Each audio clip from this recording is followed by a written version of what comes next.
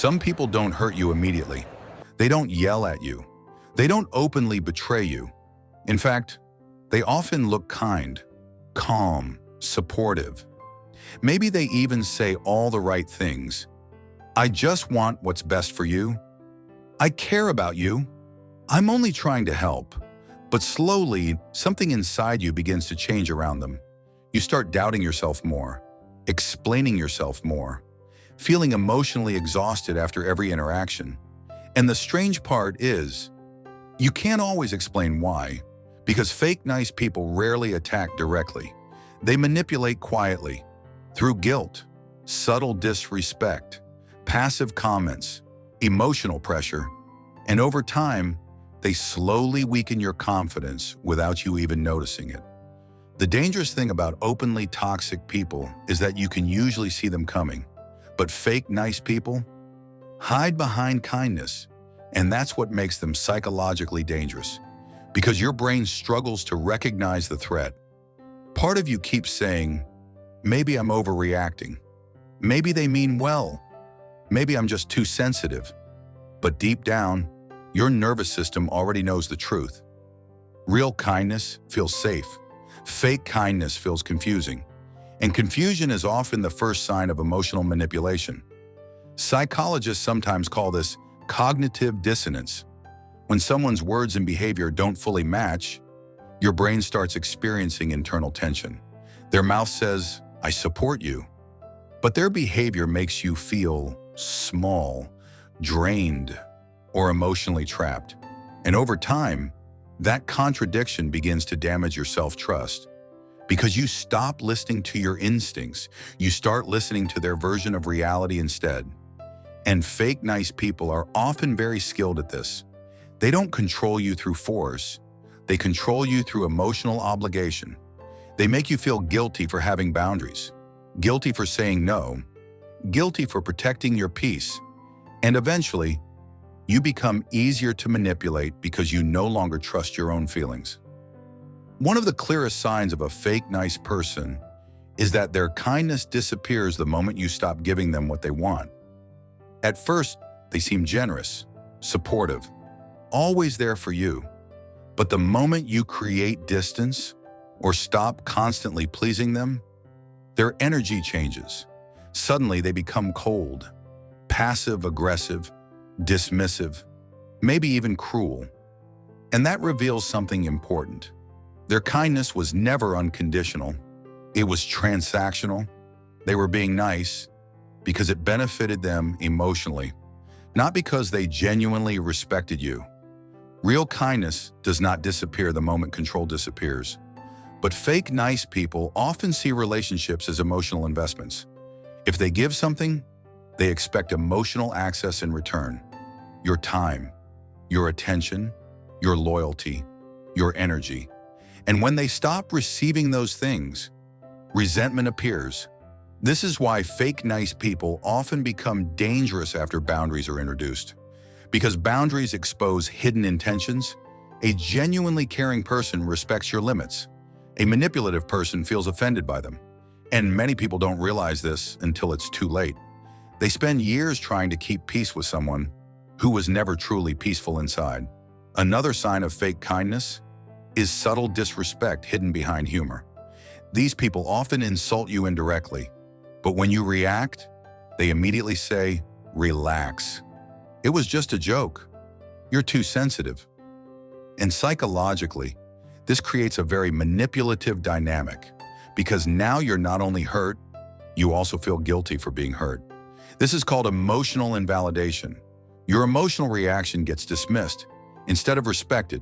And over time, this slowly trains people to silence themselves. They stop speaking honestly. They stop expressing discomfort. They start tolerating things that quietly destroy their self-esteem.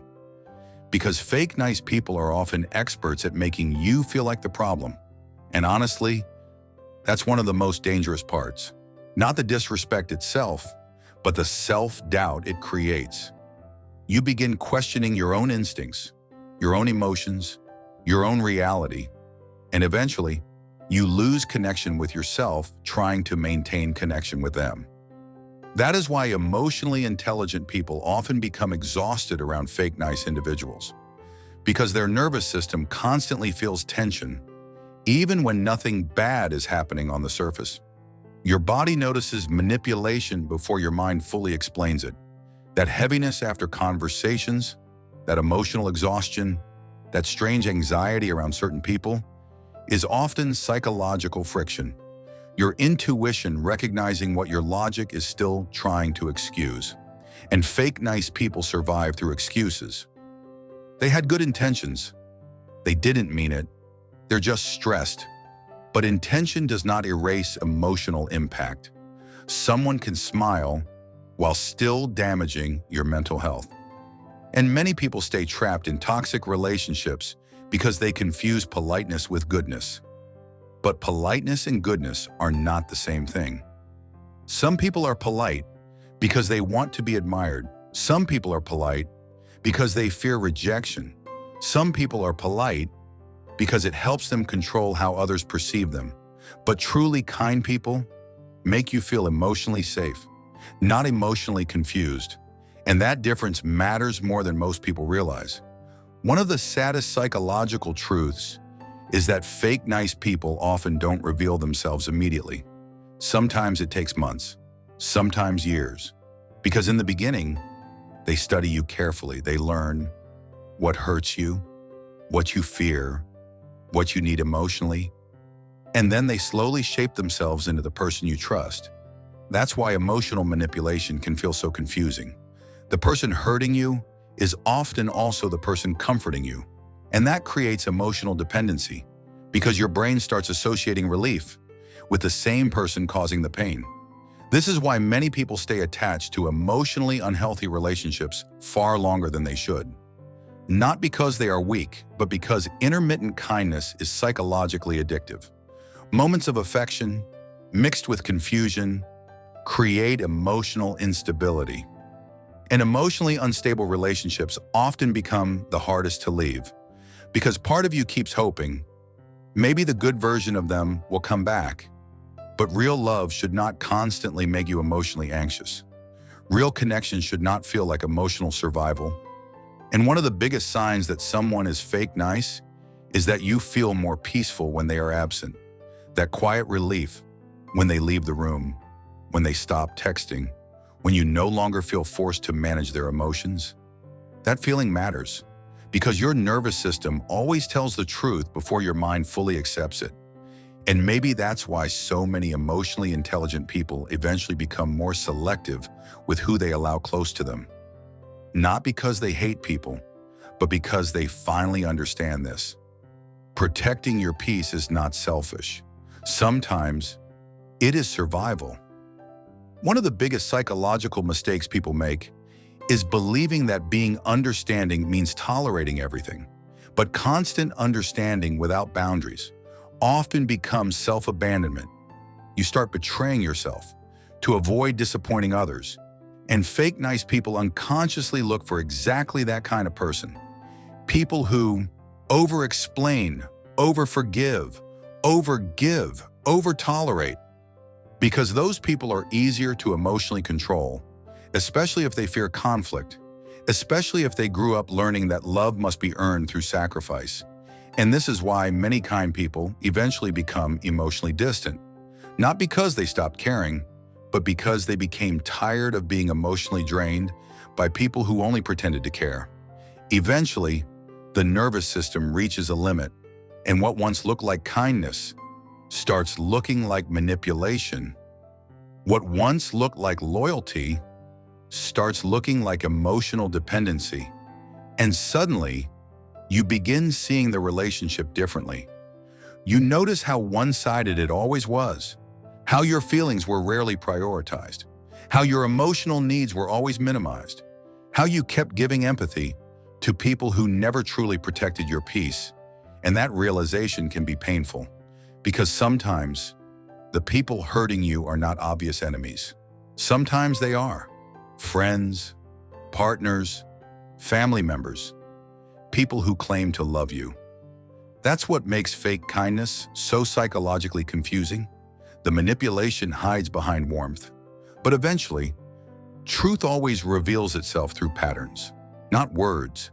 Patterns. How someone treats you when you say no. How someone reacts to your success. How someone behaves when they lose control over you. How someone speaks about you when you're no longer useful to them. That is where true character appears. Not during easy moments, but during moments where they no longer benefit from your kindness. And maybe the hardest truth of all is realizing that some people never actually wanted the best for you. They wanted access to you, your energy, your validation, your emotional availability. Because some people don't love connection. They love control disguised as connection. And once you realize this, your entire understanding of relationships changes. You stop chasing approval. You stop explaining your boundaries. You stop trying to convince emotionally manipulative people to understand you. Because you finally understand something important. People who genuinely care about you do not constantly make you feel guilty for protecting your peace. And maybe that's the real lesson here. Not everyone who speaks softly is safe. Not everyone who smiles is sincere. And not everyone who says, "I care about you," actually values your emotional well-being. Real kindness brings clarity. Fake kindness brings confusion. And your mental health often depends on learning the difference. Because the moment you stop tolerating fake kindness is often the moment you finally start respecting yourself.